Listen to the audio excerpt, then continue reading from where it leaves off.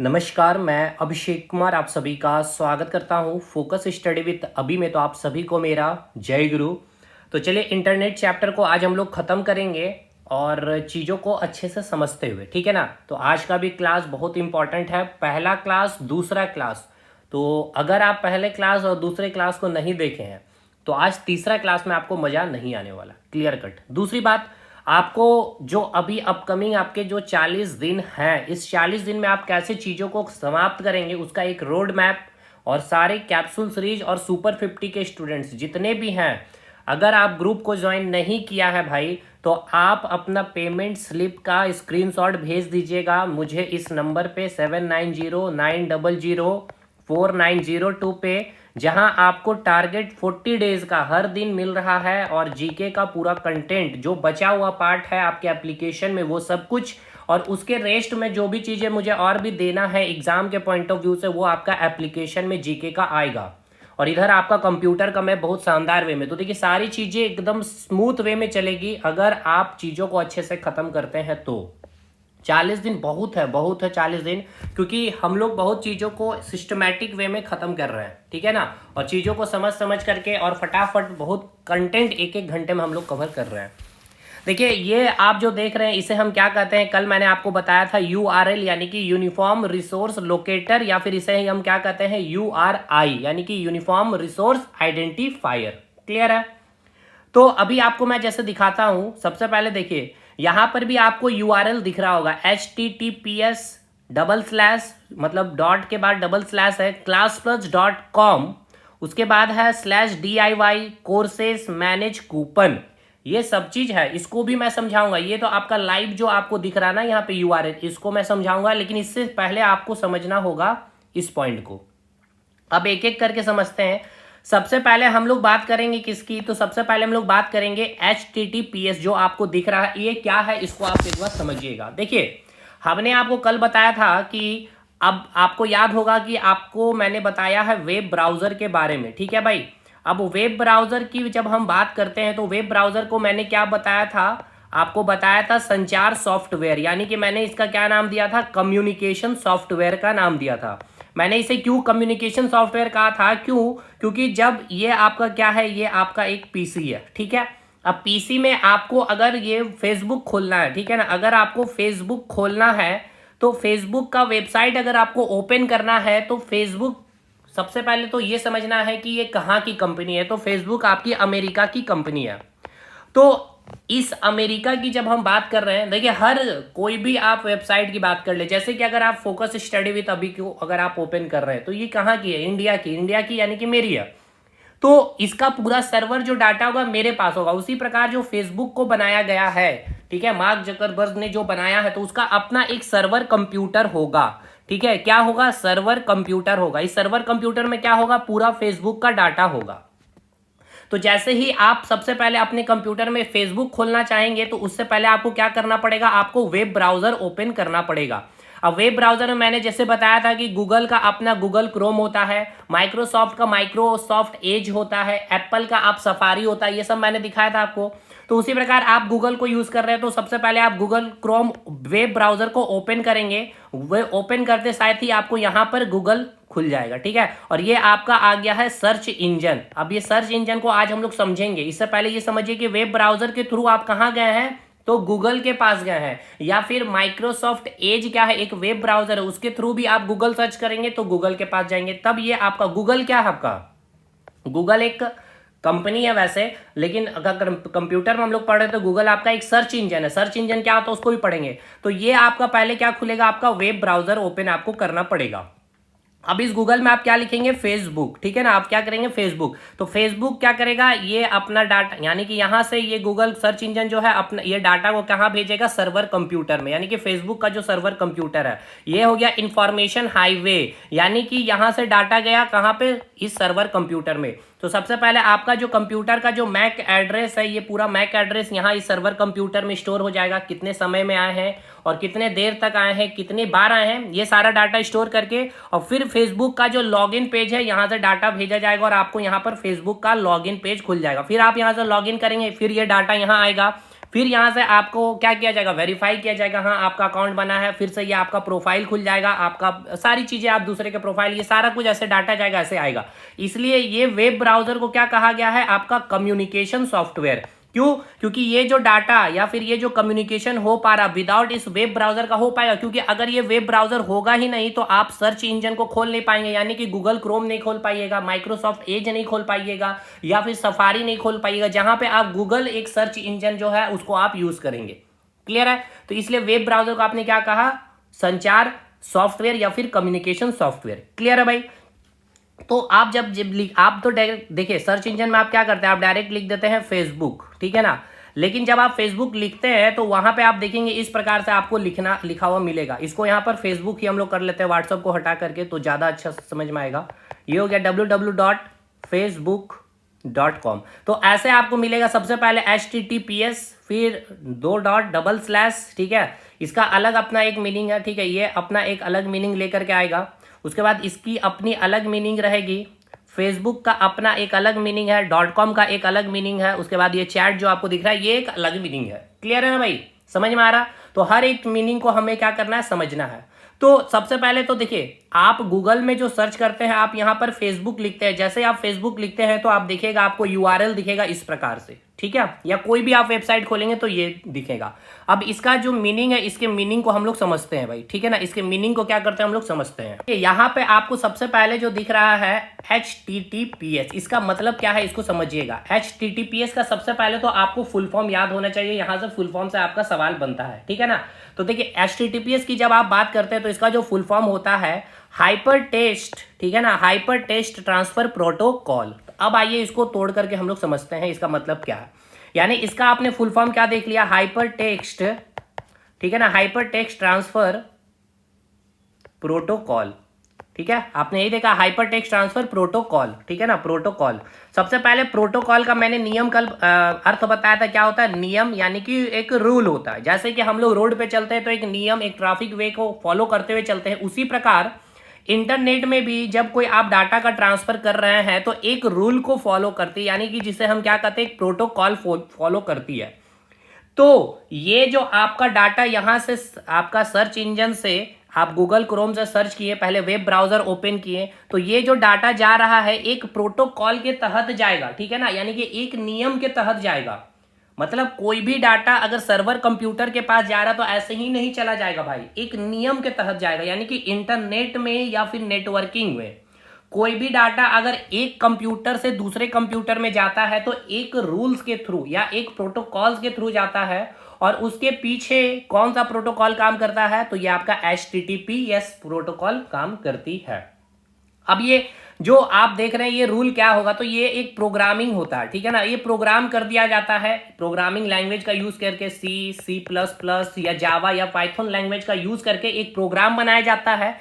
इस प्रोग्राम के थ्रू ही ये प्रोटोकॉल को फॉलो करा जाता है, कोई भी डाटा एक कंप्यूटर से दूसरे कंप्यूटर पे जा रहा है तो। क्लियर हो गया कि अगर आपने फेसबुक खोला है यहाँ पर अपने कंप्यूटर में, तो ये फेसबुक जो है HTTPS प्रोटोकॉल के थ्रू ये डाटा चला गया है आपके सर्वर कंप्यूटर के पास, और फिर यहां से आपका डाटा आपके पास आया, यानी कि एक नियम के तहत। तो वो कौन सा नियम है, तो HTTPS आपका प्रोटोकॉल काम करता है इसके पीछे। इसका अर्थ है हाइपर टेक्स्ट ट्रांसफर प्रोटोकॉल। अब ये क्या है, ये एक प्रोग्राम होता है, ठीक है ना, प्रोग्रामिंग लैंग्वेज होती है, यानी कि C language, C++ language, Java language, Python language से ये एक प्रोग्राम क्रिएट किया जाता है, इस प्रोटोकॉल को क्रिएट किया जाता है, ताकि कि एक कंप्यूटर से जो दूसरा कंप्यूटर जा रहा, डाटा का जो ट्रांसफर हो रहा है एक प्रोटोकॉल के तहत होगा। इसीलिए HTTPS से आपको एक और सवाल पूछता है आपसे, इसे हम लोग कहते हैं संचार प्रोटोकॉल भी, यानी कि कम्युनिकेशन प्रोटोकॉल भी। ये बहुत इंपॉर्टेंट पॉइंट है, होप सो मैंने यहाँ लिखा भी होगा। चलिए इसको पहले पढ़ते हैं। देखिए 3 चीज आपको इंपॉर्टेंट रखना है जो मैं अभी आपको बताया हूँ, एक बार पहले इसको पढ़ते हैं हम लोग। देखिए ये क्या है, एक प्रोटोकॉल है, एक नियम का नाम है। मतलब इंटरनेट या नेटवर्किंग के थ्रू, ठीक है ना, नेटवर्किंग इंटरनेट एक ही चीज है, इसके थ्रू अगर आपको कोई डाटा को ट्रांसफर करना है एक कंप्यूटर से दूसरे कंप्यूटर में, तो उसके पीछे आप एक प्रोटोकॉल के तहत आपका डाटा का ट्रांसफर होता है। और ये जो नियम है या जो प्रोटोकॉल्स की हम लोग जो बात कर रहे हैं, इसे क्या होता है, आपके प्रोग्राम के फॉर्मेट में होती है, जो C लैंग्वेज में या C++ या जावा या पाइथन लैंग्वेज में ये प्रोग्रामिंग किया जाता है या इसको लिखा जाता है। HTTPS को हम लोग क्या कहते हैं, कम्युनिकेशन प्रोटोकॉल के नाम से भी जानते हैं। अब देखिए मैंने कल आपको बताया कम्युनिकेशन सॉफ्टवेयर किसको कहते हैं, वेब ब्राउजर।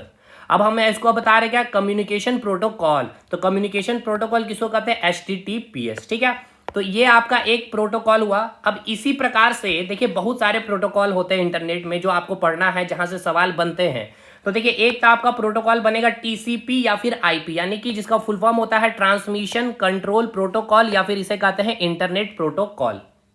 अब ये क्या होता है समझिएगा। देखिए TCP का फुल फॉर्म आप समझ में आ गया, पहले तो फुल फॉर्म याद रखिएगा, बहुत बार पूछा गया, ट्रांसमिशन कंट्रोल प्रोटोकॉल है। अब इसमें क्या होता है, TCP जो आपका कंट्रोल प्रोटोकॉल जो एक नियम है, इसमें क्या किया जाता है, पैकेट स्विचिंग, यानी कि पैकेट स्विचिंग के कंसेप्ट पर ये कार्य करती है। अब ये क्या होता है इसको समझिएगा, ये काम क्या करता है, पैकेट स्विचिंग समझिएगा। जैसे कि आपका ये कंप्यूटर है और इस कंप्यूटर से आपने डाटा को भेजा है सर्वर कंप्यूटर के पास, ठीक है ना। तो ये जो डाटा आप भेज रहे हैं अपने पर्सनल कंप्यूटर से सर्वर कंप्यूटर के पास, तो ये जो ट्रांसमिशन जो कंट्रोल प्रोटोकॉल है, ये क्या करता है, डाटा को कई छोटे छोटे यूनिट में यानी कि समूहों में क्या कर देता है, तोड़ देता है, ठीक है ना। एक पैकेट बना देता है इस प्रकार से, छोटे छोटे छोटे छोटे छोटे छोटे पैकेट बना करके ये सर्वर कंप्यूटर के पास भेजता है। इसी को कहा जाता है पैकेट स्विचिंग। और ये जो आप देख रहे हैं इंटरनेट प्रोटोकॉल, यानी कि IP का काम क्या है कि प्रत्येक पॉकेट को एक विशेष पता देती है। जैसे कि आपका एक ये पैकेट बन गया है, एक दूसरा पैकेट बन गया, तीसरा पैकेट बन गया, चौथा पैकेट बन गया, पांचवा बन गया, छठा बन गया, सातवां बन गया, आठवां, इस प्रकार।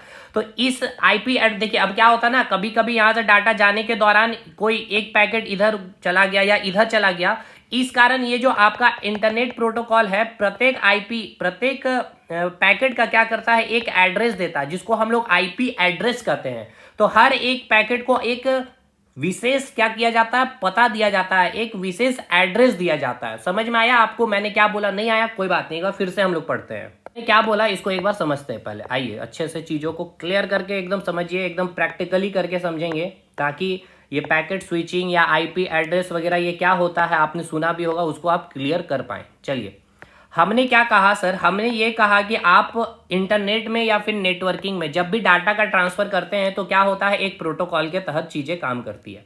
अब आपको मैंने बताया उसमें से एक प्रोटोकॉल है हाइपर टेक्स्ट ट्रांसफर प्रोटोकॉल। ये क्या होता है, प्रोग्रामिंग के माध्यम से क्या किया जाता है, इसे लिखा जाता है और ये प्रोटोकॉल के तहत ही डाटा का ट्रांसफर किया जाता है।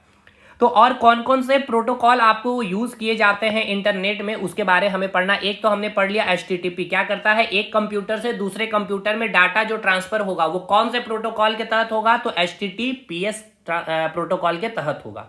अब आइए कि ये कंप्यूटर है आपके पास, यानी कि ये आपका पर्सनल कंप्यूटर है और ये आपका सर्वर मेन कंप्यूटर, यानी कि कोई भी आप वेबसाइट ओपन किए होंगे, जैसे कि अगर आप हमारा फोकस स्टडी विद अभी ओपन किया, ठीक है, आपने वेब ब्राउजर पहले गूगल क्रोम खोला, याद रखिएगा ये चीज जिसको हम लोग क्या कहते हैं, communication software. Without web browser आप इंटरनेट यूज नहीं कर सकते। वेब ब्राउजर ओपन करने के बाद आपने क्या सर्च किया, गूगल, एक सर्च इंजन खोला, सर्च इंजन आगे हम लोग पढ़ेंगे। अब उस गूगल को खोलने के बाद आपने क्या लिखा, फोकस स्टडी विद अभी। तो फोकस स्टडी विद अभी का कहीं तो एक सर्वर क्या होगा, डाटा एक जगह अलोकेट होगा, तो आप यहां से आपका जो डाटा आया एक प्रोटोकॉल के तहत आया। अब ये कौन सा प्रोटोकॉल, तो आपने अभी सीखा HTTPS प्रोटोकॉल के तहत आया। लेकिन ये जो डाटा जा रहा होता है, इस डाटा को क्या किया जाता है, कई छोटे छोटे यूनिट में इसको विभाजित कर दिया जाता है इस प्रकार से, ठीक है ना। यानी कई सारे इस डाटा का पैकेट बना दिया जाता है। तो इस पैकेट के थ्रू, इस पैकेट के फॉर्म में डाटा का क्या होता है, ट्रांसफर होता है। लेकिन क्या होता है, कभी कभी ये पैकेट जो इस पाथ में जाना चाहिए था, कभी कभी ये इधर चला गया, या वापस इस डाटा को जब यहां भेजा जाना था आपको इस फोकस स्टडी विद अभी का, तो इसी प्रकार से डाटा के फॉर्म में आता, तो हो सकता है डाटा कोई इधर आ गया, इधर आ गया। तो हर डाटा का अपना एक IP एड्रेस होता है, एक विशेष एड्रेस होता है, यानी कि इसको कौन सा गंतव्य एड्रेस तक पहुंचना है, इस कंप्यूटर हार्डवेयर तक पहुंचना है, इसको क्या किया जाता है, एक एड्रेस दे दिया जाता है, जिसको हम लोग क्या कहते हैं, इंटरनेट प्रोटोकॉल एड्रेस। तो वो कौन काम करता है, आपका ये IP काम करता है। समझ में आ गया होगा अब आपको। चलिए होप सो अब आपको चीजें अच्छे से समझ में आ गई होगी। तो इसको हटाते हैं अब हम लोग। तो आपका ये दूसरा प्रोटोकॉल क्लियर है, TCP/IP ट्रांसफर कंट्रोल प्रोटोकॉल। यानी कि देखिए TCP/IP एक साथ काम कर रहा है। ये टीसीपी क्या कर रहा है, डाटा को जो आपने भेजा है सर्वर कंप्यूटर के पास, उसको कई सारे क्या करेंगे, ग्रुप में या यूनिट में या समूह में तोड़ देगा। उसके बाद उधर से जो डाटा आ रही है प्रॉपर वे में आपके पर्सनल कंप्यूटर तक आ जाए, या कोई डाटा होता है या जो यूनिट में या समूह में बना वो इधर उधर अगर वो अपने गंतव्य स्थान तक नहीं पहुंच पा रहा है तो उसको एक पर्टिकुलर एड्रेस दे दिया जाता है, जिससे आपका घर में लगा हुआ जो आपका राउटर है वो उसको एक जगह कलेक्ट, क्योंकि भाई उस राउटर के पास वो एड्रेस भेज दिया गया तो वो एड्रेस को अपनी ओर लेगा, ठीक है, और आपके पर्सनल कंप्यूटर पे पहुंचा देगा। तो ये हो गया आपका टीसीपी और आईपी क्लियर। नेक्स्ट आपका जो प्रोटोकॉल है आपका एसएमटीपी, वेरी वेरी इंपॉर्टेंट है, फुल फॉर्म याद रखना, सिंपल मेल ट्रांसफर प्रोटोकॉल, ठीक है ना। देखिए जो आप ईमेल करते हैं, ईमेल अभी हम लोग पूरा पढ़ेंगे, तो ईमेल जो आपका कोई प्रोटोकॉल को के तहत ही जाएगा, तो ईमेल के लिए भी अपना एक प्रोटोकॉल है। तो यानी कि आप जो ईमेल करते हैं, भैया ईमेल क्या है, सिंपल सा बात है, ईमेल क्या, ईमेल कुछ नहीं है। पहले के जमाने में हम लोग क्या करते थे, लेटर भेजते थे, कैसे भेजते थे, पोस्ट ऑफिस से भेजते थे। तो पोस्ट ऑफिस की तरह ही हमारे कंप्यूटर में क्या है, गूगल का अपना एक जीमेल है, यानी कि पोस्ट ऑफिस क्या हो गया आपका ऑफलाइन हो गया, और ये आपका जीमेल क्या हो गया, ऑनलाइन पोस्ट ऑफिस हो गया। अब यहां से हम लोग क्या कर रहे हैं, लेटर को भेज रहे हैं, यानी इस पोस्ट ऑफिस से आप जो लेटर भेज रहे हैं, इस जीमेल से आप क्या कर रहे हैं, ईमेल को भेज रहे हैं, बस इतना सा ही कंसेप्ट। यानी लेटर आपका बन गया ईमेल, पोस्ट ऑफिस बन गया आपका जीमेल, क्लियर हो गया। अब ये जो आप लेटर भेजते हैं एक रूल के तहत ही जाता था पोस्ट ऑफिस से, उसी प्रकार ये जीमेल से जो ईमेल जाएगा एक प्रोटोकॉल के तहत जाएगा, उसे हम क्या कहते हैं, एसएमटीपी। तो आपसे पूछे जाएगा कि ईमेल में कौन सा प्रोटोकॉल का यूज किया जाता है, एसएमटीपी, या फिर बहुत इंपॉर्टेंट सवाल है, एसएमटीपी का full form simple mail transfer protocol. देखिए ये 5वां चैप्टर आज जब कंप्लीट होगा आपके कई सारे फुल फॉर्म कंप्लीट हो जाएंगे। हालांकि एक मैं नोट दूंगा फुल फॉर्म का भी, वो आपको पढ़ना ही है, लेकिन चीजें आप याद रखते चलिएगा, आपको अलग से फुल फॉर्म कभी पढ़ाया नहीं जाता, या ना आप पढ़ पाएंगे, इसी तरह से चीजें याद होगी। अगला प्रोटोकॉल आपको पढ़ना है फाइल ट्रांसफर प्रोटोकॉल, एफटीपी, ये भी काफी इंपॉर्टेंट है फुल फॉर्म इसका। अब देखिए, अब डाटा के साथ साथ आप कई सारे फाइल को भी तो एक कंप्यूटर से दूसरे कंप्यूटर में भेजते होंगे, कोई आप ऑडियो भेज रहे हैं या कोई वीडियो भेज रहे होंगे या कोई इमेजेस भेज रहे हैं, तो वो जो फाइल आप भेज रहे हैं उसका अपना एक अलग प्रोटोकॉल बनता है, ठीक है ना, वो एक अलग प्रोटोकॉल के तहत ट्रांसफर होती है। तो इस प्रोटोकॉल का प्रयोग नेटवर्क में जुड़े कंप्यूटर, यानी कि अब एक बात बताइए, नेटवर्क कहने का मतलब क्या है, नेटवर्क मिनिमम कितने कंप्यूटर से कितने डिवाइस चाहिए, तो 2, तो भाई 2 डिवाइस कनेक्ट हो रहा तब यहाँ नेटवर्क बन रहा है, यहीं से यहीं डाटा का ट्रांसफर हो रहा, हो सकता है एक और क्लाइंट कंप्यूटर हो सकता है, ये क्या हो गया, main computer, main frame computer, जिसे हम क्या कहेंगे, सर्वर कंप्यूटर, ये क्लाइंट कंप्यूटर हो गया, ये आपका क्लाइंट कंप्यूटर, ये क्लाइंट कंप्यूटर हो गया। तो ये जो आप डाटा भेज रहे होंगे क्लाइंट कंप्यूटर के पास, तो ये क्या बन गया, आपका नेटवर्क बन गया। तो यही बोला गया है कि इस प्रोटोकॉल का नेटवर्क में जुड़े कंप्यूटर तथा सर्वर के बीच जो फाइल, अगर यहाँ पे कोई फाइल जो ट्रांसफर होगा, इस फाइल के ट्रांसफर के लिए भी एक प्रोटोकॉल चाहिए, जिसको हम क्या नाम देंगे, फाइल ट्रांसफर प्रोटोकॉल का नाम देंगे, एफटीपी का नाम देंगे। क्लियर हो गया। जैसे कि आप कोई टेक्स्ट भेज रहे, इमेज भेज रहे, ऑडियो भेज रहे या वीडियो भेज रहे, ये हो गया फाइल ट्रांसफर प्रोटोकॉल। क्लियर है भाई, चीजें यहां तक समझ में आ रही है बातें। चलिए अब आगे बढ़ते हैं, हम लोग आगे बढ़ते हैं। ये हो गया प्रोटोकॉल का ये पार्ट क्लियर, यानी कि ये आपके टोटल 4 प्रोटोकॉल आपने पढ़े हैं। एक आपने क्या पढ़ा, आपने HTTP, यानी कि URL में सबसे पहला जो प्रोटोकॉल में हमने क्या देखा, HTTPS प्रोटोकॉल। सेकंड हमने देखा TCP IP प्रोटोकॉल, SMTP और फाइल ट्रांसफर प्रोटोकॉल। यहां तक चीजें क्लियर है भाई, प्रोटोकॉल का कंसेप्ट। तो प्रोटोकॉल जितना आपको पढ़ना था खत्म हो गया। अब आइए हम लोग जो मेन क्लास कर रहे थे URL का, उस पर हम लोग चलते हैं।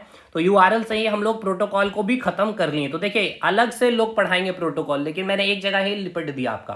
तो ये आपका क्लियर हो गया ना भाई। जब भी आप सिस्टम में आपका जब URL में HTTPS दिख रहा होता है, उसका मतलब समझ में आ रहा है, हाइपर टेक्स्ट ट्रांसफर प्रोटोकॉल। इसका मतलब ये है कि इंटरनेट में या नेटवर्किंग में जब भी हम कोई डाटा का ट्रांसफर करते हैं एक कंप्यूटर से दूसरे कंप्यूटर पे, यानी कि सर्वर कंप्यूटर के पास, तो एक प्रोटोकॉल फॉलो करता है। अगर डाटा का ट्रांसफर हो रहा है तो HTTPS प्रोटोकॉल। अब यहाँ पे जो डाटा का ट्रांसफर होगा कैसे, तो TCP क्या करता है, ट्रांसफर कंट्रोल प्रोटोकॉल क्या करता है, डाटा को कई सारे छोटे यूनिट्स में डिवाइड कर देता है। और जब वो यूनिट्स डिवाइड होते हैं तो ऑटोमेटिक बात है, कई सारे भागों में जब वो डाटा को ग्रुप बना दिया गया, तो वो हो सकता है कि वो अपना पाथ से डिस्ट्रैक्ट भी हो जाए। तो इसके कारण इंटरनेट प्रोटोकॉल जो है आपका, यानी कि आईपी क्या करता है, उसको एक फिक्स्ड एड्रेस दे देता है। यानी कि जो भी कोई डाटा का जो ग्रुप बना हुआ है, अगर वो इधर उधर हो भी गया है, अपने प्लेस या अपने पाथ को अगर डाइवर्ट हो गया अपने पास से, तो भी उसका एक आईपी एड्रेस होता है, और उस आईपी एड्रेस के थ्रू जो आपके घर में लगा हुआ जो राउटर है वो डाटा को क्या करता है, अपनी ओर खींच आपके पर्सनल कंप्यूटर में शो कर देता है। क्लियर हो गया। उसी प्रकार अगर फाइल का ट्रांसफर होला तो फाइल के लिए अपना एक अलग प्रोटोकॉल है, फाइल ट्रांसफर प्रोटोकॉल। अगर आप ईमेल कर रहे हो तो ईमेल के लिए अपना एक अलग प्रोटोकॉल है, जिसे हमने क्या नाम दिया था, SMTP। ठीक है ना।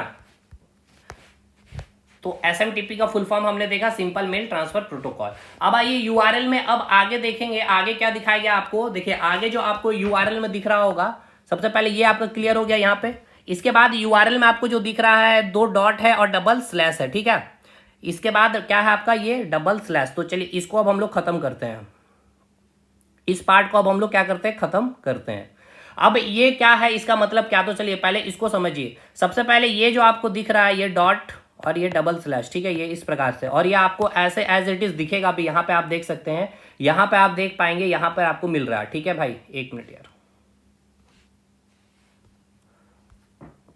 चलिए कोई नहीं, तो वो अब फट गया भाई, दिक्कत हो जाएगा फिर समझाने में। चलिए अब देखा जाए तो ये इसका मतलब क्या, देखिए इसको क्या कहा जाता है, पहले इसका नाम है। ये क्या करता है, जो आपका डाटा जो मतलब जो डाटा जो ट्रांसफर हो रहा था इस कंप्यूटर से इस कंप्यूटर में, तो एक प्रोटोकॉल की तरह, तो ये जो पाथ है ना, ये पाथ प्रोवाइड करता है यही आपका। ठीक है ना, तो इसलिए इसको नाम हम लोग दे देते हैं पाथ स्पेसिफायर। यानी पाथ को क्या करता है, ये एक स्पेसिफाई कर देता है कि इस पाथ से ही डाटा का क्या होना, ट्रांसफर होना है। लेकिन फिर भी कुछ कुछ डाटा का जो ग्रुप बना होता है वो अपने पाथ से डाइवर्ट हो जाता है। क्लियर है। तो अगर ये पूछा जाएगा इसका मतलब क्या है, तो पाथ स्पेसिफायर है, इसे हम कहते हैं। ऑप्शन में देके पूछेगा। ये क्लियर हो गया। अब अगला आपको तो बहुत अच्छे से मैंने समझाया है, ये क्या है, WWW यानी कि वर्ल्ड वाइड वेब है। WWW क्या है आपका, वर्ल्ड वाइड वेब है। इसका मतलब भी एक बार फिर से हम लोग क्लियर करते हैं। चलिए, इसको हमने क्या देखा था, ये WWW भी आपको ऐसे देखने को मिलेगा। इसे हम लोग कहते हैं वर्ल्ड वाइड वेब। ठीक है ना। ये क्या है आपका, फर्स्ट नेटवर्क है। यहाँ पे आपको मैंने बहुत डिटेल में बताया था टिम बर्नर्स-ली के बारे में, जो पूरे विश्व को, यानी कि ये जो वेब है, यही वेब क्या है आपका, इंटरनेट कहलाता है। और इस इंटरनेट यानी कि नेटवर्क को पूरे वर्ल्ड वाइड में, यानी कि पूरे विश्व को जोड़ा गया था। ये सारी चीजें याद आ रहा ना, टीम बंडल से 1991 में इसकी सबसे पहले शुरुआत हुई, यानी कि पूरे विश्व में ये सर्विस या इस नेटवर्क को क्या किया गया था, इसकी सेवा शुरुआत की गई थी 1991 में। तो ये एक प्रकार से आपको ग्लोबली क्या करता है, कनेक्ट करता है। यानी कि आप जो facebook.com खोल रहे हैं, यानी कि फेसबुक कहाँ, आपके अमेरिका में, और आप इंडिया से करें, तो ग्लोबली जो कनेक्ट हो पा रहे हैं ना अमेरिका के सर्वर कंप्यूटर से, वो कौन करा रहा है, तो यही आपका WWW करवा रहा है। ठीक है। पूरे दुनिया जो आपस एक पूरी दुनिया जो एक दूसरे के साथ कनेक्ट है या नेटवर्किंग में कनेक्शन है, वो कौन करा रहा, तो यही वर्ल्ड वाइड वेब करा रहा है। क्लियर हो गया। अब इसके बाद आपको आता है फेसबुक लिखा हुआ। तो ये क्या भैया, यानी कि जो पर्टिकुलर आप जो भी पेज को खोलना चाह रहे हैं, ठीक है ना, तो ये एक अपना यूनिक नाम होगा। ये आपका क्या होगा, एक यूनिक नेम होगा। हर जैसे कि व्हाट्सअप खोलिएगा तो whatsapp.com लिखेंगे, व्हाट्सअप लिखेंगे, या इंस्टाग्राम खोलेंगे तो इंस्टाग्राम लिखेंगे, यूट्यूब खोलेंगे तो यूट्यूब लिखेंगे। जैसे कि अभी आपको यहाँ पर दिख रहा था, अब शायद एक मिनट, अब शायद आपको ना दिखे, यहाँ नहीं मिलेगा आपको दिखने, तो हो सकता है यहाँ आएगा, ट्राई करते हैं, शायद मिल जाए। ओके, हाँ ये रहा। देखिए यहाँ पे आपको देखिए https:// इसके बाद class+app। तो यानी कि हमने जो एप्लीकेशन बनाया है ना, वो एप्लीकेशन बनाने वाली जो कंपनी है class+app इसका नाम है, तो वो इसका एक डोमेन नेम हो गया एक प्रकार, यानी कि एक यूनिक नाम होगा ये। ठीक है ना, डोमेन नेम भी नहीं, ये एक आपका यूनिक नेम हो गया। उसी प्रकार https:// फोकस स्टडी विथ अभी, तो ये अपना चैनल का नाम हो गया, तो ये एक यूनिक नेम हो गया। तो मतलब जो वेबसाइट आपको खोलना है वो नाम आपको वहां पर मिलता है, यानी एक यूनिक नाम ये हो गया आपका। अब ऐसा नहीं है कि ये रिपीट नाम नहीं मिलेगा। अब आपको अब फेसबुक नाम से आप दूसरा आप वेबसाइट नहीं बना सकते। हाँ, अगर बनाएंगे तो आपके पास कॉपीराइट आ सकता है या आपके पास क्लेम किया जा सकता है। अब हाँ, ये आप कर सकते हैं, जैसे कि आप बनाए हैं इसको, आप एक दो स्पेलिंग, फेसबुक है तो FASE लिख सकते हैं, फेसबुक बना सकते हैं। अब फोकस स्टडी विथ अभी हमारा जैसे नाम चैनल का नाम है फोकस स्टडी विथ अभी, तो अब इसको आप ऐसे कर सकते हैं, फोकस FOCUC कर सकते हैं। मतलब कि सेम स्पेलिंग से आप, सेम नाम से आप फिर से दोबारा आप यूनिक मतलब कि ये अपना URL नहीं बना पाएंगे। ठीक है। अब इसके बाद आपका नंबर आता है .com का। अब ये .com का मतलब क्या है इसको समझिए। ठीक है, .com ये आपको बहुत बार पूछा गया, .com, .in, .org, .gov, .in, ये सारी चीज़ें आपको पता होना चाहिए। ये क्या होता है इसके बारे में हम लोग बात करते हैं। .edu यानी कि एजुकेशन के लिए जो यूज़ किया जाता है। देखिए ये जो बताता है कि आप जो पेज खोल रहे हैं या जो वेबसाइट खोल रहे हैं ना, वो वेबसाइट क्या है। ये .com बताता है कॉमर्शियल को, ठीक है ना, कॉमर्शियल बताता है ये कि आप जो वेबसाइट खोल रहे हैं ये कॉमर्शियल वेबसाइट है। जैसे कि अगर आप .org अगर आपको लगा मिलेगा, यानी कि ये कोई ऑर्गेनाइजेशन का वेबसाइट होगा, ठीक है ना, कोई ऑर्गेनाइजेशन का वेबसाइट, यानी कोई भी ऑर्गेनाइजेशन है, अगर आप उसका वेबसाइट ओपन करेंगे तो उसमें .com नहीं मिलेगा, आपको .org मिलेगा। अगर आप कोई एजुकेशनल वेबसाइट खोलेंगे तो आप edu मिलेगा, यानी कि वो आपका एक एजुकेशनल वेबसाइट है। तो आपकी एग्जाम में सारा पूछेगा कि जैसे कि अगर कोई ऑर्गेनाइजेशनल वेबसाइट है तो उसके लिए जो डोमेन नेम होगा, या ठीक है ना, वो क्या होगा, .com होगा, .org होगा, .edu होगा, तो वो क्या होगा आपका .com होगा, ठीक है ना, अगर कॉमर्शियल है। अगर ऑर्गेनाइजेशन वेबसाइट है तो उसके लिए क्या होगा, .org होगा। क्लियर हो गया भाई।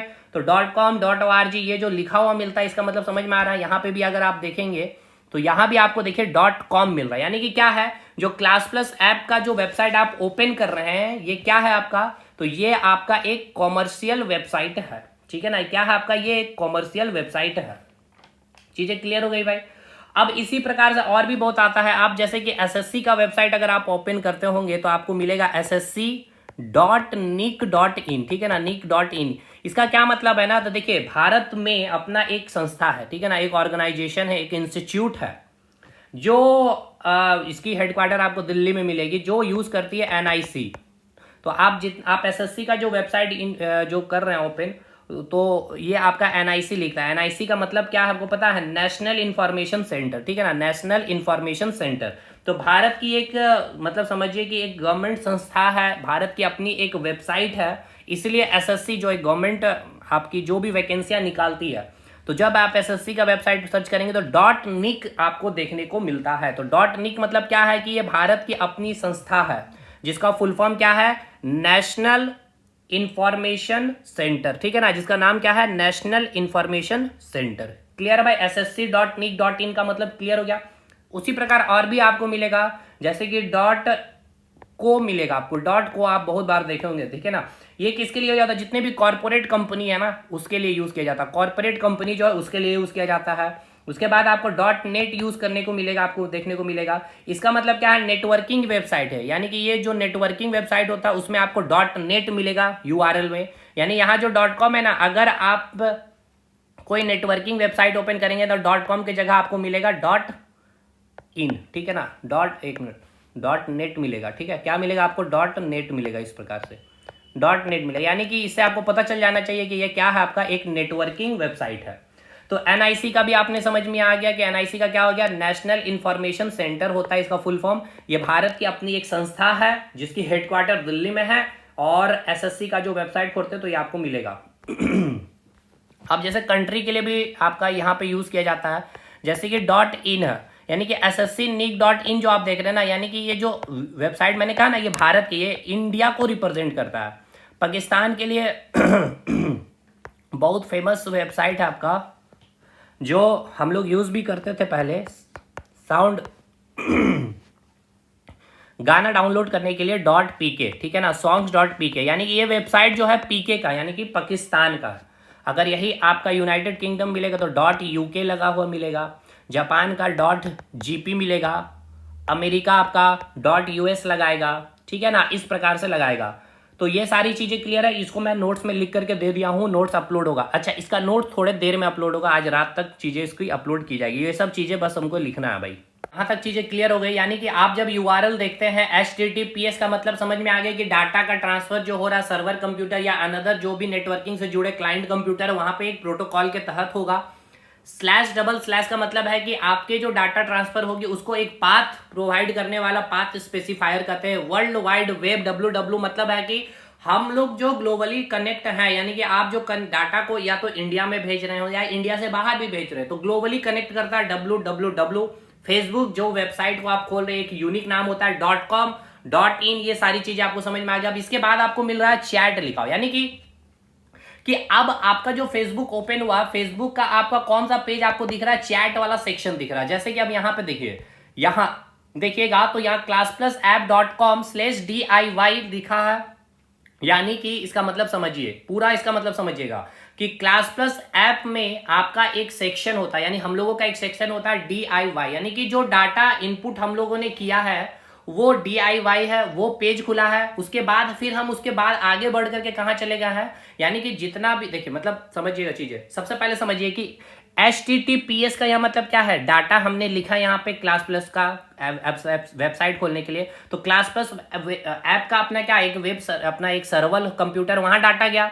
तो ये किस प्रोटोकॉल से, HTTPS के थ्रू। अब इसके बाद किसने प्रोवाइड किया, ये // और डॉट ने किया। उसके बाद हमने कौन सा वेबसाइट खोला था, क्लास प्लस का, तो वो क्लास प्लस लिखा हुआ .com, यानी कि एक कॉमर्शियल वेबसाइट है। इसके बाद DIY, तो जब हमने खोला तो वो जो पेज खुला वो DIY पेज है, यानी कि जो डाटा इनपुट जो यूट्यूबर के होते हैं, यानी कि या फिर जो भी टीचर है उनके डाटा वाला जो पूरा सेक्शन पेज खुलता है। अभी मैं नेट ओपन नहीं कर सकता, अगर नेट खोलूंगा तो मैं सारा नोटिफिकेशन इसमें आने लगेगा, इसलिए फिर दिक्कत होगी। तो वो पेज खुला। उसके बाद फिर मैं DIY के बाद फिर मैंने कोर्सेस में गया, तो उसके बाद देखिए कोर्स वाला पेज खुला, यानी कि मैंने कोर्स जो बनाया है वो पेज में गया। इसके बाद वो कोर्स पेज खुला हुआ। कोर्स के बाद मैंने शायद कोई स्टूडेंट को कोई कूपन बना करके दिया है, या फिर मैं कोई कोर्स के लिए कूपन बना रहा था, तो वो देखिए मैनेज कूपन पेज खुला हुआ।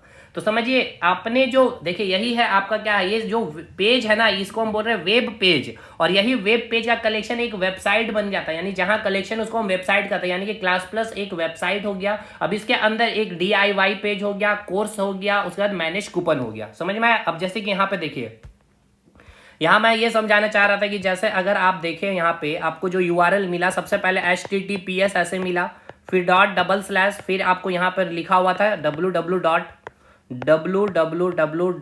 उसके बाद classplus.com, ठीक है, .com।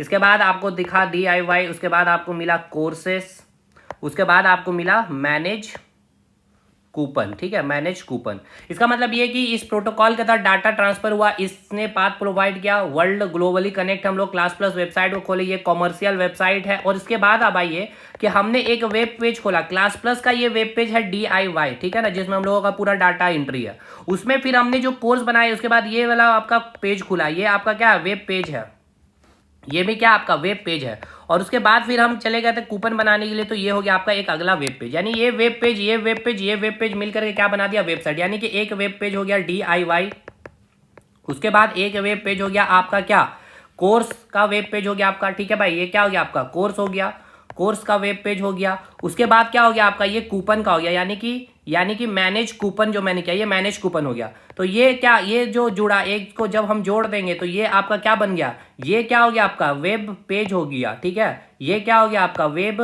पेज हो गया, ये क्या हो गया आपका वेब पेज हो। लेकिन ये तीनों को जब हम मिला देंगे तो इसको हम लोग क्या कहेंगे, वेबसाइट। और यही वेबसाइट आपका क्लास प्लस का वेबसाइट का नाम हो जाता है। चीजें अब समझ में आ गया, ये पूरा URL अब क्लियर हो गया।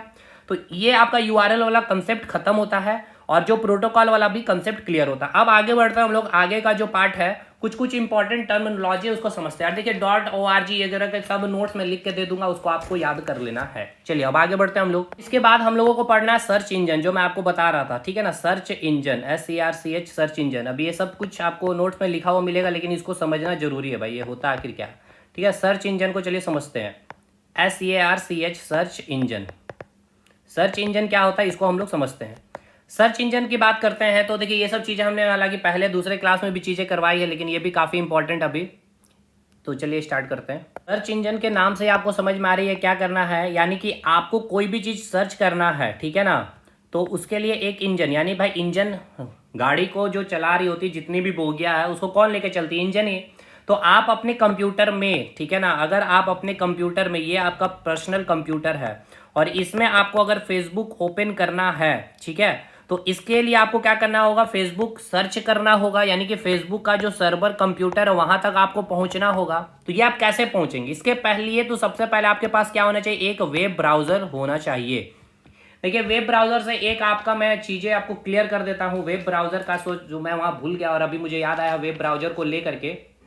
देखिए पहला पॉइंट आपको याद रखना है कि दुनिया का सबसे पहला वेब ब्राउजर अगर आपसे पूछ लिया जाए, ठीक है ना, दुनिया का फर्स्ट वेब ब्राउजर जब कब बना था, 1990 में बना था, ठीक है ना, जिसका नाम क्या था याद रखिएगा, वर्ल्ड वाइड वेब था, ठीक है ना, इसका नाम भी वही था, वर्ल्ड वाइड वेब, यानी कि जो ग्लोबली कनेक्ट कर रहा था। इसी कारण नाम एक हो जाने के कारण इसका नाम क्या कर दिया गया, चेंज कर दिया गया। इसके डिस्कवर अगर आपसे पूछा जाएगा, पहला वेब ब्राउजर जो बना WW यानी world wide web, Tim Berners Lee थे, लेकिन इसका नाम फिर चेंज किया गया। इसका नाम क्या रख दिया गया, नेक्सस रखा गया था। ये भी आपका याद रखना है, ये आपका पूछा गया सवाल है, नेक्सस रखा गया।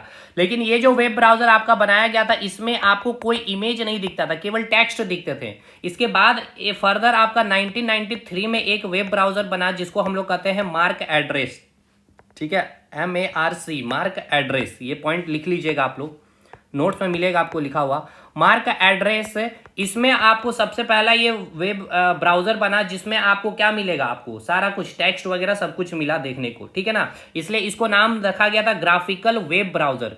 इसको आप लोग पूछा जाएगा कि पहला ग्राफिकल वेब ब्राउजर, यानी कि इसमें ये तो पहला वेब ब्राउजर है, लेकिन इसमें केवल टेक्स्ट मिले देखने को, इसमें इमेज वगैरह आपको नहीं दिखाई देता था, लेकिन इसमें आपको इमेज वगैरह सब कुछ दिखा। मार्क एड्रेस, बाद में इसका भी नाम चेंज किया गया, इसका नाम रखा गया मोज़ाइक, ठीक है ना। मोज़ाइक के मतलब कि सॉरी, मार्क एंडरसन इसका नाम था। एक मिनट, देखिए मैंने क्या बोला आपको समझिएगा, मैंने ये बोला कि सबसे पहला जो वेब ब्राउजर, यानी कि सबसे पहले अगर हमें कोई भी चीज़ को सर्च करना होगा, सर्च इंजन से पहले हमें क्या चाहिए, अपना पहला एक वेब ब्राउजर आपके कंप्यूटर में होना चाहिए। अब जैसे आपके कंप्यूटर में होगा गूगल क्रोम होगा, यूसी ब्राउजर होंगे, ओपेरा मिनी होगा, माइक्रोसॉफ्ट का अपना ये होता है, माइक्रोसॉफ्ट एज होता है, एप्पल का अपना सफारी होता है। उसी प्रकार आपका पहला जो वेब ब्राउजर बना था दुनिया का 1990 में बना था, जिसका नाम रखा गया था वर्ल्ड वाइड वेब। ये वर्ल्ड वाइड वेब वही नहीं है, ये समझिए, उस नाम सेम रख दिया गया था, इसलिए बाद में इसका नाम चेंज करके रखा गया नेक्सस। लेकिन इस वेब ब्राउजर में खासियत ये थी कि इसमें केवल टेक्स्ट ही दिखता था, कोई इमेज नहीं दिखती थी, ठीक है ना, कोई इमेज आपका नहीं यहां पर दिखता था। इसका डिस्कवर किसने किया था, टिम बर्नर्स ली ने किया था। क्लियर हो गया। अब इसके बाद 1993 में फर्स्ट ग्राफिकल कहा जाता है इसको, ठीक है ना, फर्स्ट ग्राफिकल वेब ब्राउजर का क्या किया, डेवलपमेंट किया गया। अब इस फर्स्ट ग्राफिकल वेब ब्राउजर का डेवलपमेंट करने का मतलब इसमें टेक्स्ट भी है, आप देख सकते हैं, इमेज भी देख सकते थे। और इसका नाम क्या था, तो इसका देखिए, इसको डेवलप किसने किया था, पहले उसका नाम याद रखिए। इसका डेवलप करने वाले हैं मार्क एंडरसन, ठीक है ना, मार्क एंडरसन है इसका डेवलप करने वाले, जिसका नाम रखा गया था वेब ब्राउजर का मोज़ाइक, AIC, ठीक है ना, MOSAIC, मोज़ाइक। लेकिन फिर बाद में इसका नाम चेंज कर दिया गया, नेटस्केप रखा गया था, नेटस्केप, ठीक है। तो ये पॉइंट आपको मिल जाएगा, नोट्स में लिखा हुआ सब कुछ। नेटस्केप नेविगेटर कहते थे इसको, अब कहते हैं, मतलब नाम चेंज करके इसका ये कर दिया गया था। क्लियर हो गया ना भाई। तो अब आइए, बाकी पूरा वेब ब्राउजर आपको याद करना है कि कौन कौन सा वेब ब्राउजर, आपको 4 दे दिया जाएगा, पूछेगा इनमें से कौन भिन्न है या इनमें से कौन वेब ब्राउजर नहीं है। बहुत ये ऐसे ऐसे क्वेश्चन आपके एग्जाम में पूछे जाते हैं भाई। तो अब आइए, तो सबसे पहले आप वेब ब्राउजर को ओपन करेंगे। मान के चलते कि आपके कंप्यूटर में गूगल क्रोम है, तो सबसे पहले आप क्या करेंगे, गूगल क्रोम को खोलेंगे। जैसे कि मुझे अभी इंटरनेट यूज करना है भाई, तो सबसे पहले देखिए मैं यहाँ पे क्रोम को ओपन किया, ठीक है। अब क्रोम को ओपन करने के बाद सबसे पहले मैं देखिए www.google.com मैंने लिखा, यहाँ पे आप देख पा रहे होंगे google.com, है ना। तो यानी कि ये google.com, यानी कि एक मिनट, ये जो आपका google.com जो आप खोले हैं वो आपका एक सर्च इंजन है। यानी कि वहां पे हम क्या करेंगे, कुछ भी चीजों को सर्च करेंगे। जैसे कि मुझे फेसबुक खोलना, तो मैंने यहाँ पे क्या किया, सबसे पहले वेब ब्राउजर को फर्स्ट ओपन किया, खोला इस वेब ब्राउजर को। उसके बाद आपने क्या सर्च किया, वहां पे गूगल को, GOOGLE, गूगल को खोला, तो यहाँ पे आपका एक आ गया सर्च इंजन। अब गूगल आप यहाँ जैसे देख रहे हैं, उसी प्रकार माइक्रोसॉफ्ट का अपना माइक्रोसॉफ्ट एज अपना गूगल सर्च इंजन होता है, समझ ना, हर कोई का अपना अलग अलग सर्च इंजन है, बहुत सारे सर्च इंजन होते हैं। तो अब देखिए ये कैसे चीजों को काम करेगा। यहाँ पे आपने फिर क्या लिखना, आपको फेसबुक ओपन करना है, तो आप यहाँ पे क्या लिखेंगे, फेसबुक, ठीक है। आप क्या यहाँ लिखेंगे, फेसबुक लिखे, तो सिंपल सी बात है, अब ये डाटा क्या आएगा, फेसबुक के सर्वर कंप्यूटर के पास आएगा। क्लियर है। तो अब समझिए इसको, अब समझिए ये आपका जो सर्वर कंप्यूटर है कैसे काम करेगा। अब यहाँ पे, अब इसमें थोड़ा सा चेंजिंग अब होगा। देखिए क्या होगा चेंजिंग, आपने फेसबुक लिखा, यानी कि फेसबुक का डाटा आया, आपने कहाँ लिखा, गूगल क्रोम में, ठीक है ना, गूगल क्रोम वेब ब्राउजर में आपने क्या खोला, गूगल सर्च इंजन आपने ओपन किया। अब ये गूगल कंपनी ने अपना एक सर्वर कंप्यूटर बना रखा है, जिसको हम लोग कहते हैं डाटाबेस। इसमें सारा डाटा स्टोर करके रखा हुआ, यानी कि सारे वेबसाइट को क्या करके रखा है, एक जगह अपने पास स्टोर करके रखा हुआ है। जैसे कि अगर आप फेसबुक खोले तो फेसबुक का वेबसाइट यहाँ पे अपने पास स्टोर करके रखा हुआ है। अब फेसबुक का आपको जैसे यहाँ पे सर्च किया आपने ना, तो ये डाटा आया इस गूगल क्रोम का, इसका अब अपना इस गूगल का अपना एक सर्वर कंप्यूटर होगा, ठीक है। कहाँ होगा, तो वो अमेरिका का ही कंपनी है तो अमेरिका में होगा, ठीक है। तो ये आपका डाटा यहाँ आया इस सर्वर कंप्यूटर के पास यूएसए में। गूगल का अपना सर्च इंजन का अपना एक डाटाबेस बना रखा है, फेसबुक है, या व्हाट्सअप लिखे तो व्हाट्सअप है, या आप अपना नाम लिखे अभिषेक तो अभिषेक कुमार या अभिषेक बच्चन, तो ये अभिषेक बच्चन जैसे लिखेंगे तो यहाँ पे सर्च करेगा अभिषेक बच्चन का जितना भी चीज होगा, वेब पेज होगा, ठीक है ना, जितना भी वेबसाइट होगा उसका डाटा आपको भेज देगा और आपके पास आपको देखने को मिल जाएगा। अभिषेक बच्चन, अभिषेक कुमार, अभिषेक राउत, जो भी चीजें हैं आपको सारा उससे रिलेटेड जो नाम है उसको सर्च करके आपके पास भेज देता है। तो ये जो प्रोसेस होता है ना, एक प्रोग्रामिंग के तहत होता है, जिसको हम लोग नाम देते हैं स्पाइडर। स्पाइडर की तरह काम करता है स्पाइडरमैन, इसलिए इसको कहा जाता है स्पाइडर, या वेब क्रॉलर भी कहा जाता है, वेब क्रॉलर भी इसको कहा जाता है, वेब क्रॉलर भी इसको कहा जाता है। ये प्रोग्राम के तहत होता है। हमने ये कहा कि आपने सबसे पहले वेब ब्राउजर ओपन किया, जैसे कि हमने क्या किया, ये देखिए सबसे पहले हम गूगल क्रोम को ओपन किया, वेब ब्राउजर ओपन किया, इसके बाद हमने यहाँ पे देखिए google.com सर्च इंजन को खोला। उसके बाद हम अगर जैसे क्लास प्लस को खोलते हैं, ठीक है ना, ये क्लास प्लस ऐप को खोलना चाहें तो क्लास प्लस ऐप लिखें, तो क्लास प्लस ऐप को लिखें तो देखिए ये क्या करेगा, गूगल इंजन जो है आपका सर्च इंजन जो गूगल है वो अपना एक डाटाबेस बना के रखा हुआ है। यहाँ पे क्लास प्लस का अपना एक वेबसाइट का वो अपना लिंक रखेगा वो उसको क्या करेगा, उस डाटा को आपके पास भेज देगा। तो ये जो जा रहा और आ रहा ये किसके तहत होता है, एक प्रोग्रामिंग के तहत, जिसको हम लोग कहते हैं स्पाइडर या वेब क्रॉलर। अब यहाँ पे जितने भी क्लास प्लस के वेब नाम से उसको जो मिला वो सारा वेबसाइट आपको यहाँ पर मिलेगा। उसमें आपको ब्लू कलर का हाइपर टेक्स्ट मिलेगा जिसमें अंदर में लिंक होगा, उसको क्लिक करेगा, उसके अंदर धीरे धीरे चलते चलिए जाएगा। जैसे कि DIY था, उसके बाद कोर्सेस था, फिर मैनेज कूपन था, इस तरह से चीजें चलती है। सर्च इंजन क्लियर हो गया, समझ में आया कैसे काम करता है। अब देखिए सर्च इंजन का एग्जांपल आपको याद रखना है, तो वो आपको बस याद रखना है, उसके लिए कोई इंपॉर्टेंट बड़ी चीजें नहीं है समझने के लिए, तो वो आपको नोट्स में अपलोड कर दिया जाएगा, वो वहां से आप ले लेंगे। तो अगर आपसे पूछ लिया जाए सर्च इंजन जो काम करता है कौन से प्रोग्राम में, तो स्पाइडर जो मैंने नाम बताया याद रखिएगा, ठीक है भाई। तो बहुत सारे सर्च इंजन है जिसको आपको याद रखना है। जैसे कि पहला सर्च इंजन अगर आपसे पूछ लिया जाए, ठीक है ना, पूछता भी है, फर्स्ट सर्च इंजन के बारे अगर आपसे पूछा जाएगा तो फर्स्ट सर्च इंजन क्या हो जाएगा, 1990 में जो आपका था आर्की, ARCHIE था, आर्की ARCHIE आर्की था, ठीक है। किसने डेवलप किया था, डेवलप बाय एलन एमटेज, ठीक है। ये सब कुछ नोट्स में लिखा हुआ, बस सुनते चलिएगा। लेकिन अब क्या हुआ, इस 1990 में इसको क्लेम किया गया था, कहा गया था, एक और व्यक्ति हैं ओलिवर, ठीक है ना, ओलिवर MC ब्रियान नाम है, ऐसे ही कुछ देख लीजिएगा नोट्स में। इन्होंने कहा कि हमने जो है इससे पहले ही अपना एक और सर्च इंजन बनाया है जिसको नाम दिया गया www, 4 W है इसमें आपका 4 W में याद रखिएगा, वर्ल्ड वाइड वेब होता है फुल फॉर्म, और अंतिम का फुल फॉर्म एक बार आप देख लीजिए, मुझे भी याद नहीं आ रहा, शायद वॉर्म होता है, ऐसे ही कुछ होता है, जो भी है गूगल भी कर लेंगे तो आपको मिल जाएगा। वर्ल्ड वाइड वेब वॉर्म होता है इसका फुल फॉर्म। तो ये आपका पूछता है फुल फॉर्म, इसका लास्ट W का फुल फॉर्म क्या होता है, ठीक है। तो अब इस व्यक्ति ने क्या क्या बोला कि हमने आपसे पहले ही इसका डेवलप किया, लेकिन हमने इसको लॉन्च करने में देरी कर दी। 1994 में ये लॉन्च हुआ था, इसलिए कभी कभी ऑप्शन में ये भी मिलेगा और कभी कभी ऑप्शन में ये भी मिलेगा, तो ये देख लेंगे। और इसका चौथा W जो है इसका फुल फॉर्म आपसे पूछता है, ठीक है, ये याद रखना आपको। तो अगर आपसे पूछा जाएगा फर्स्ट सर्च इंजन, तो आर्की का नाम देंगे। 1990 में किसने डेवलप किया था, तो एलन एमटेक ने किया था, या इसी को क्लेम भी किया गया था किस व्यक्ति के द्वारा, तो ओलिवर MC ब्रेन के द्वारा। इनका जो सर्च इंजन था www, यानी कि वर्ल्ड वाइड वेब वॉर्म होता है लास्ट का फुल फॉर्म। और इसने कहा कि हमने लॉन्च 1994 में भले किया, लेकिन हमने ये कंसेप्ट पहले ही 1990 से पहले ही बना लिया था, ठीक है। ये चीजें हैं, बाकी जितने भी सर्च इंजन है उसको हम आपके नोट्स में एक जगह लिख के अपलोड कर देंगे, ठीक है भाई। तो आपको वो सारा देख करके जाना कौन सा इसका सर्च इंजन होता है नहीं होता।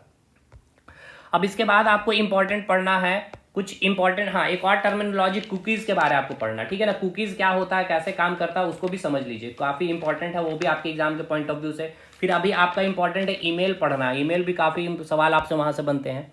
तो ये पहला क्लास और दूसरा क्लास इसलिए कहा था कि जब आप तीसरा क्लास देखेंगे सारी चीजें क्लियर हो जाएगी। तो सबसे इंपॉर्टेंट जो मलाई थी आपकी यहीं पर थी, ठीक है भाई। और फिर ये आपका फुल क्रीम आपको मिल जाएगा, पूरा क्रीम आपको यहाँ पे मिल गया तीसरे क्लास में। इंटरनेट खत्म है आज आपका। देखिए एक वर्ड आपको मिलेगा कुकीज, COOKIES कुकीज। ये क्या करता है इसको समझिएगा। जैसे कि आपने वेब ब्राउजर खोला जैसे गूगल क्रोम, ठीक है ना, तो गूगल क्रोम में आपको फेसबुक लिखा तो फेसबुक आया अपने गूगल के जो भी डाटाबेस के पास, तो एक ये जो पाथ है ना, इस पाथ को क्या कर लेता है ना, इसको जैसे कि आप पहली बार कहीं भी जाते हैं, ठीक है, तो जाने में टाइम लगता है क्योंकि आपको रास्ता आपके लिए क्या होता है, नया होता है वो रास्ता बिल्कुल।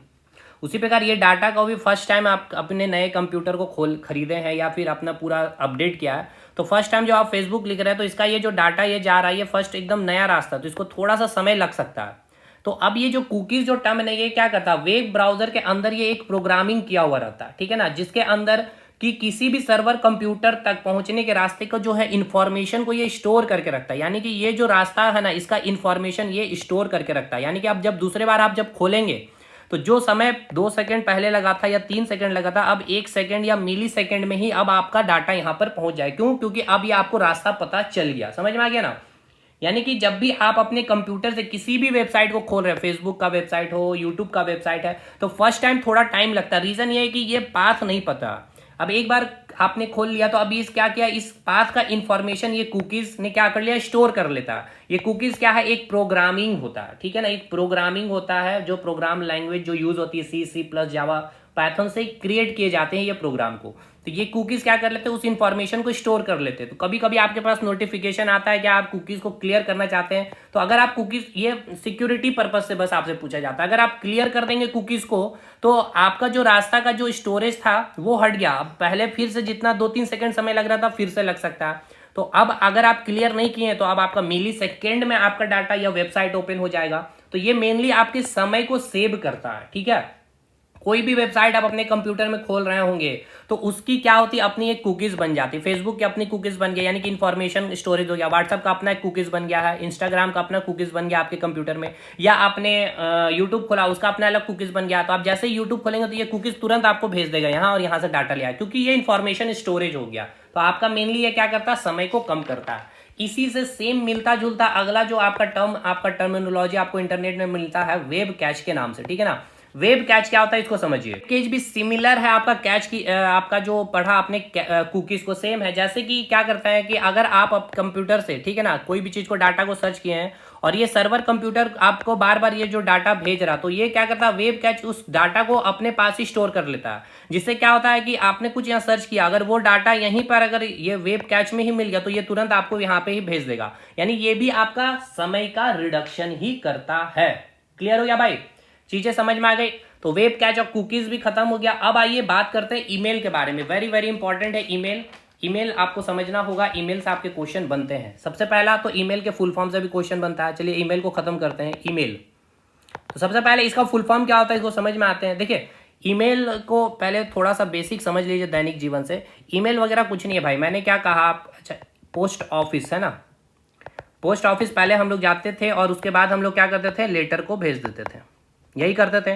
लेकिन अब क्या, ये ऑफलाइन हो गया ये, ठीक है ना, ये आपका ऑफलाइन प्रोसेस हो गया। लेकिन जब हम ऑनलाइन की बात करते हैं तो ऑनलाइन के द्वारा अब हम लोग क्या करते हैं, गूगल कंपनी की अपनी, ठीक है ना, गूगल कंपनी की अपना एक मैसेजिंग सिस्टम बना हुआ जिसको हम लोग नाम बोलते हैं जीमेल। अब इस जीमेल के द्वारा हम लोग जो लेटर भेज रहे होते हैं उसको हम लोग लेटर को क्या नाम देते हैं, ईमेल का नाम देते हैं। तो ये हो गया आपका ऑनलाइन। तो गूगल कंपनी ने उसी प्रकार से बहुत सारे, याहू कंपनी का आपको मिलेगा, याहू का, तो याहू के द्वारा आप भेज सकते हैं। बहुत सारा कंपनी अलग में, तो मेनली बहुत ज़्यादा फेमस प्रचलित जो है आपका गूगल का जीमेल है। तो जीमेल एक पोस्ट ऑफिस बना हुआ है। अब ये आप जो ईमेल लिखते हैं यानी वो लेटर आपका एज ए ईमेल के फॉर्म में जाती है। चीज़ें समझ में आ गया भाई क्या है। चलिए अब इसमें कुछ कुछ चीज़ें यूज़ होती है, CCC, ये सब चीज़ों को हम लोग समझते हैं, यहाँ से सवाल बनता है। तो पहला तो इसका फुल फॉर्म क्या होता है, तो इसको हम लोग कहते हैं इलेक्ट्रॉनिक, ठीक है ना, इलेक्ट्रॉनिक्स मेल, ठीक है ना, इसे हम क्या नाम देते हैं, इलेक्ट्रॉनिक मेल का नाम देते हैं। क्लियर हो गया। अब इसको जो डेवलप किया गया उस व्यक्ति का नाम याद रखना है आपको। देखिए यही मेनली आपको याद रखना है, शिवा अय्यादुरई, ठीक है, अय्यादुरई इंडियन है, यही हम लोग के आयोग मानते भी है। हालांकि एक और नाम आपका दिया जाता है रे टॉमलिनसन, ठीक है, रे टॉमलिनसन का, तो ये भी आप याद रखिएगा। तो ये हो गया इनके इन्वेंटर या डेवलपर।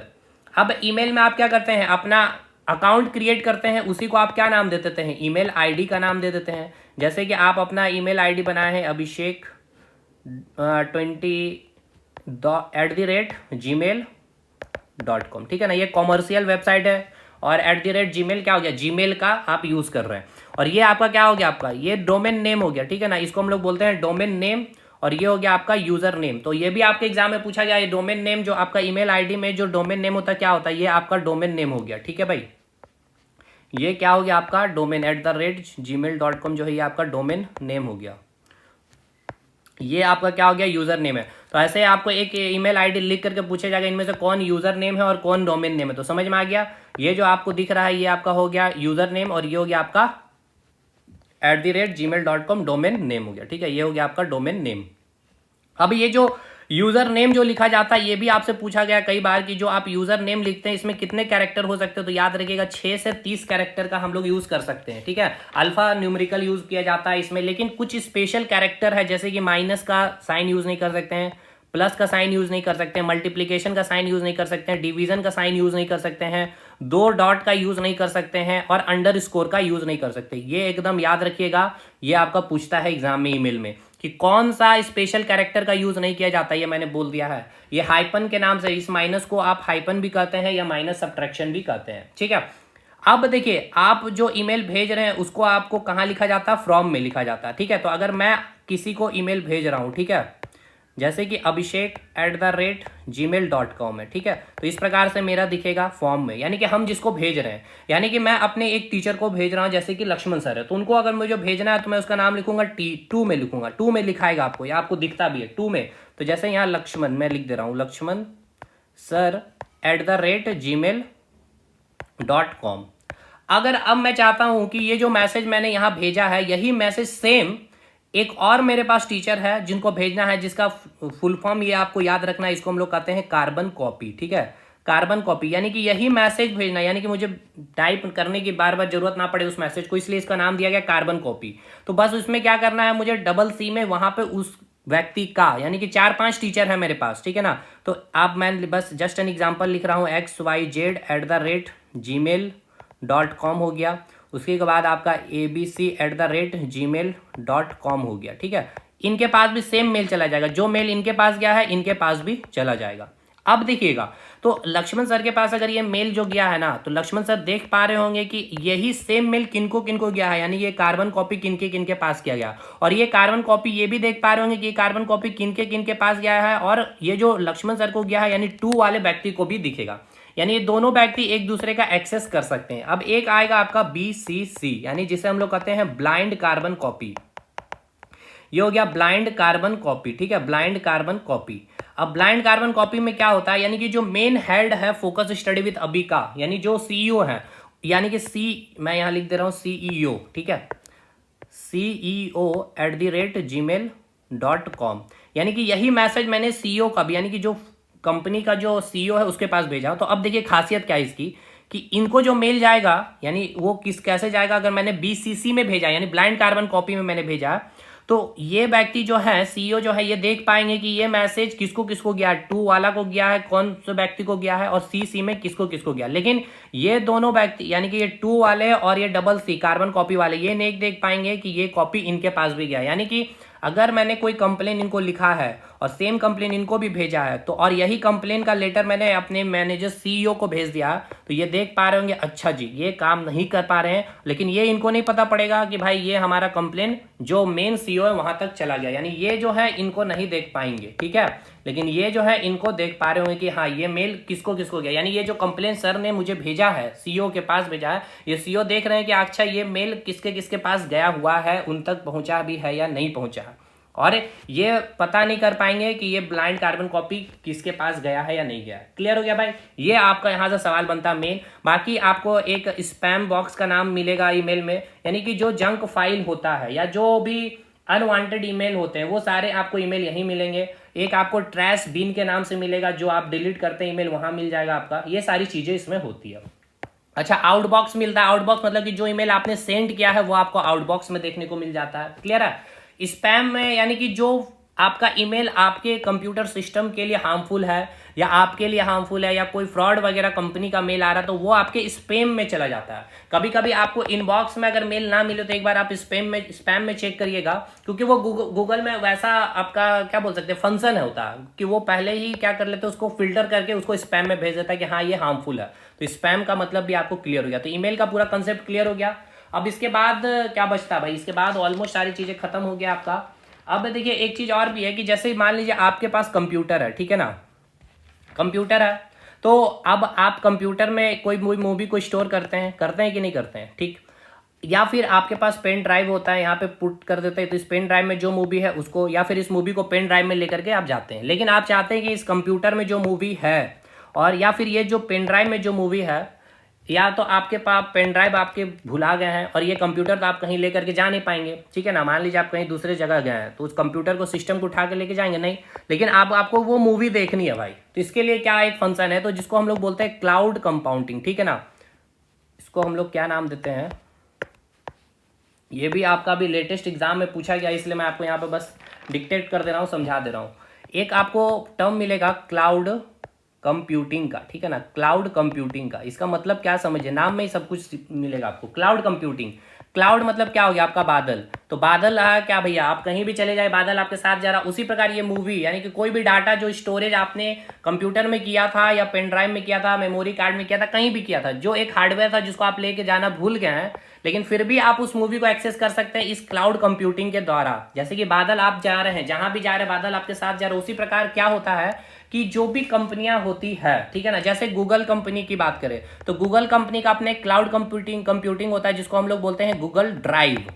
सुना होगा आपने। अब ये गूगल क्या करता है कि अगर आप गूगल का, आपने गूगल में अपनी आईडी बना रखी है, तो आपको 15 जीबी का आपको डाटा फ्री देते हैं ये लोग, ठीक है। यानी कि 15 जीबी तक का कोई मूवी है, कोई वीडियो, तो आप इसमें लेके आप कहीं भी चले जाइए, आप अपने अकाउंट से वहां पे उस सिस्टम में जाके खोलिएगा और इस मूवी को डाउनलोड करके देख लीजिएगा। यानी आपको उसको ले जाने की जरूरत नहीं है, ये ऑटोमेटिक आपका ये आईडी के साथ आपने वहां पे बस आपको अपलोड कर देना है इस गूगल ड्राइव में। लेकिन इसकी लिमिटेशन है 15 जीबी। अब इसके बाद आपको अगर 15 जीबी फिल हो गया, तो आपको अगर लेना है और भी ज्यादा डाटा, क्लाउड कंप्यूटिंग लेना है, तो इसके लिए आपको कुछ पेमेंट करनी पड़ती है, ठीक है। उसी प्रकार माइक्रोसॉफ्ट का अपना अलग होता है क्लाउड कंप्यूटिंग स्टोरेज करने के लिए। तो ये अपना एक फ्री स्पेस 5 जीबी तक देता है, यानी कि 5 जीबी तक आप कोई भी डाटा को स्टोर करके लेकर के जा सकते हैं, ठीक है। तो माइक्रोसॉफ्ट का अपना होता है वन ड्राइव नाम से जाना जाता है। तो इसका जो मेनली 5 जीबी तक डाटा को इसमें आप स्टोर कर सकते हैं। इसके बाद अगर आपको चाहिए तो आप माइक्रोसॉफ्ट को पे करिए, आपको 1 टीबी 10 जीबी का आपको क्लाउड कंप्यूटिंग मिल जाएगा। समझ में आ गया क्लाउड कंप्यूटिंग क्या होता है। अच्छा, अभी जो मैं आपको एक चीज़ और भी आपको डाउट आ रहा होगा कि अगर बात किया जाए कि मैं अभी आपको चीज़ें पढ़ा रहा हूँ, ठीक है, लाइव क्लास में पढ़ा रहा हूँ, या फिर आप लाइव के बाद जब वीडियो देखते हैं, तो लाइव के बाद जो आप वीडियो देखते हैं तो ये डाटा कहाँ स्टोर होता है। तो ये जो डाटा होता है ना भाई, आप बोलते हैं ना वो एप्लीकेशन में सर वो वीडियो मिलेगा, तो वो एप्लीकेशन में जो वीडियो आता है, एप्लीकेशन में क्या कोई घर बना हुआ, जगह बना हुआ, नहीं ना। तो देखिए क्या, इसको हम लोग नाम देते हैं वेब सर्विस का। अब ये वेब सर्विस बहुत बड़ा चीज़ है, इसको समझिएगा थोड़ा सा।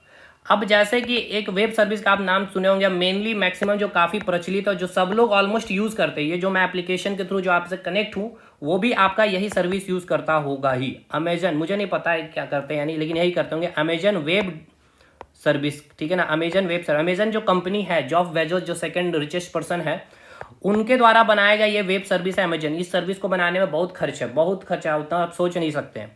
अमेजन जो सेकंड रिचेस्ट पर्सन है, समझ लीजिए, उनका ये अमेजन वेब सर्विस है। और इसी वेब सर्विस का ऑलमोस्ट बोला जाता है 60 to 70% जो यूज़र हैं, या जो भी कंपनी है इसी वेब सर्विस का यूज़ करती है। और मेन इनकम इस अमेजन का, या जो इनके फाउंडर हैं जेफ बेजोस जो है, उनको इनकम इन्हीं से होता है सबसे ज़्यादा मैक्सिमम।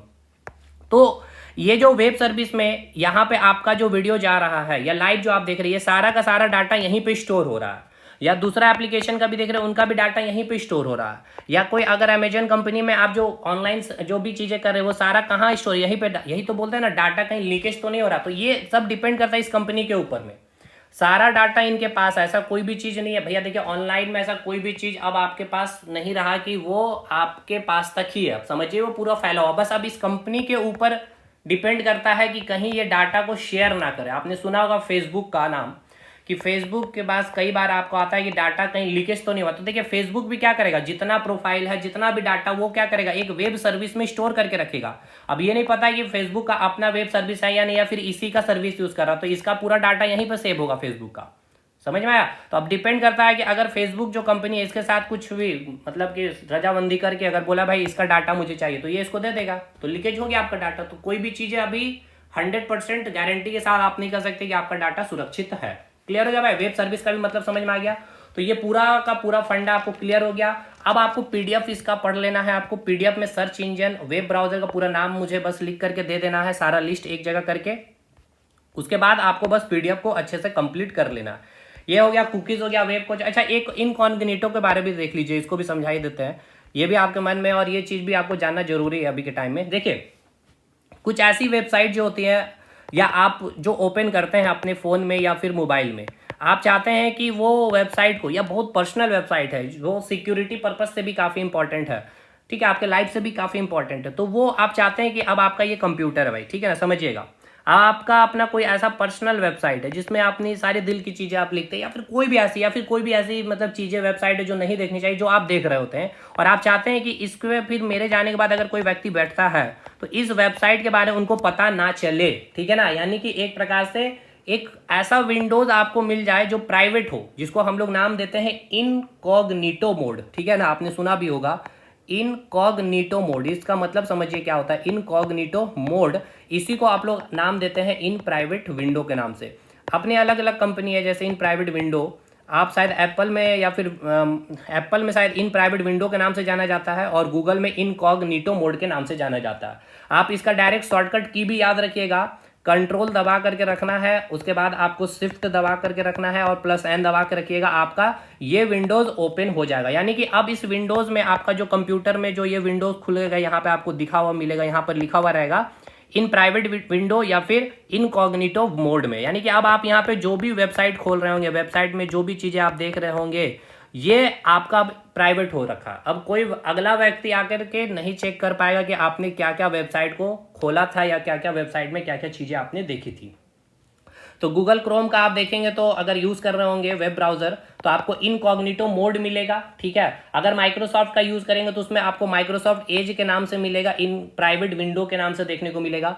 ये आप शॉर्टकट की यूज़ रखिए करेंगे तो आपको ये आपका मोड मिल जाएगा। यानी कि डायरेक्ट ही कंट्रोल+Shift+N दबाएंगे ना, तो यहाँ पे जो वेब ब्राउज़र जो खोलेगा आपको यहाँ पे मिलेगा इन प्राइवेट विंडो या इनकॉग्निटो मोड। यानी कि अब आप गूगल में यहाँ पे कुछ भी चीज़ सर्च करेंगे, कोई भी वेबसाइट आपने खोला, तो अब आपके जाने के बाद जो दूसरा व्यक्ति जो बैठेंगे वो नहीं जान पाएगा कि आपने कौन कौन से वेबसाइट को देखा है या वेबसाइट को विजिट किया आपने। समझ में आ गया? ये भी चीज़ें क्लियर हो गया भाई। चलिए, तो आपको जितना चीज़ था मैंने समझा दिया है। अब आपका काम है इंटरनेट को ख़त्म कर लेना। इंटरनेट ख़त्म हो गया, अब इसके बाद अब हमें क्या ख़त्म करना है भाई, इसके बाद हमारा मेमोरीज वाला पार्ट ख़त्म करेंगे, ठीक है ना। वो भी काफ़ी इंपॉर्टेंट है। नेटवर्किंग में ज़्यादा नहीं बचेगा क्योंकि बहुत नेटवर्किंग का चीज़ हमने यहीं पे ख़त्म कर दिया, आपका प्रोटोकॉल वगैरह। और इसके बाद सॉफ्टवेयर ख़त्म करेंगे, ये 3 है, और हार्डवेयर, ये 4 चीज़ है। देखिए क्या क्या चीज़ बच रहा है, अब हम लोगों का मेन टारगेट है। अब देखिए, एक तो आपका नेटवर्क है, बहुत छोटा पार्ट बच गया। अब उसका एक क्लास में भी इसको ख़त्म किया जा सकता है। हार्डवेयर को 2 क्लास में ख़त्म किया जाएगा, सॉफ्टवेयर को 2 क्लास में ख़त्म किया जाएगा, ठीक है। 2 4 क्लास, ये 1 क्लास 5 क्लास। और इसके बाद एक बचेगा आपका क्या, एक चीज़ और बच रहा है भाई, फाइल एक्सटेंशन कोड वाला एक वीडियो दे देंगे। और सिक्योरिटी में जितने वायरस वगैरह, तो ये मेन खत्म। उसके बाद आपका MS ऑफिस बचेगा केवल भाई, वर्ड, पावर पॉइंट, एक्सेल, वही मेन बचेगा, मतलब बड़ा सा पार्ट बचेगा। मतलब कि उसके लिए अब हमारे पास, हम चाहते हैं कि 1 महीना हमारे पास हाथ रहे उसको पढ़ने के लिए, उसके पहले इतना चीज़ हम सब आपका निपटा दें। ये PDF आपका अपलोड हो जाएगा। चलिए, मिलता है अगले वीडियो में, तब तक के लिए धन्यवाद।